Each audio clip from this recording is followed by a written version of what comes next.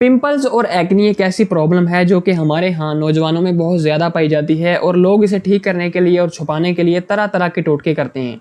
और whitening creams का भी इस्तेमाल हमारे यहाँ सबसे ज़्यादा किया जाता है क्योंकि लोगों को पता नहीं होता कि ये पिंपल्स और एक्नी क्यों बन रही है और हम इसे सही से कैसे ठीक कर सकते हैं।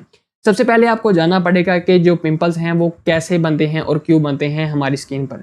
हमारी स्किन की जो सबसे ऊपर वाली तह होती है उसमें मसाम होते हैं जिनमें ऑयल यानी कि तेल के ग्लैंड्स पाए जाते हैं, जिनका मकसद होता है कि हमारी स्किन को मॉइस्चराइज रखा जाए। तो अगर धुएं, धूल मट्टी और स्किन के डेड सेल्स की वजह से ये पोर्स यानी मसाम अगर बंद हो जाएं तो ऑयल जो है वो इन पोर्स के अंदर जमा होना शुरू हो जाता है और कुछ बैक्टीरिया जो कि इस ऑयल पर जीते हैं यानी कि इस ऑयल पर ही पलते हैं वो पोर्स में जमा होकर एक्सपोनेंशियली ग्रो होना शुरू हो जाते हैं और वहाँ इनकी पॉपुलेशन बढ़ जाती है यानी कि तादाद में वहां पर ये बैक्टीरियाज बढ़ जाते हैं। जब ये ऑयल, बैक्टीरियाज और डेड सेल्स पोर से बाहर आते हैं तो वो कील महासे यानी कि ब्लैक हेड्स बन जाते हैं और अगर ये सारा कुछ जो है वो पोर्स के अंदर ही रहे तो उन्हें कहते हैं व्हाइट हेड्स। जब ऐसे मसाम तक खून के जरिए व्हाइट ब्लड सेल्स और रेड ब्लड सेल्स पहुंचते हैं तो व्हाइट ब्लड सेल जो है वो बैक्टीरियाज को मार देते हैं जिससे वहां पर पस यानी रेशा बन जाता है और रेड ब्लड सेल जो है वो इसके ऊपर वाले हिस्से को सुझा देती हैं यानी वहां पर इन्फ्लेमेशन हो जाती है और वहां पर बन जाता है एक पिंपल। अब ये पिंपल्स और एक्ने किन लोगों के ज्यादा बनते हैं? अगर तो आप ज्यादा मीठी और ऑयली चीजें खाएंगे तो स्किन के ग्लैंड जो हैं वो ज्यादा ऑयल प्रोड्यूस करेंगे और इसकी वजह से ज्यादा पिंपल्स बनेंगे। ग्रोथ हार्मोन भी जब ज्यादा पैदा हो रहा होता है यानी कि जब आप जवान हो रहे होते हैं तब भी ज्यादा ऑयल प्रोड्यूस होता है इन ग्लैंड्स में,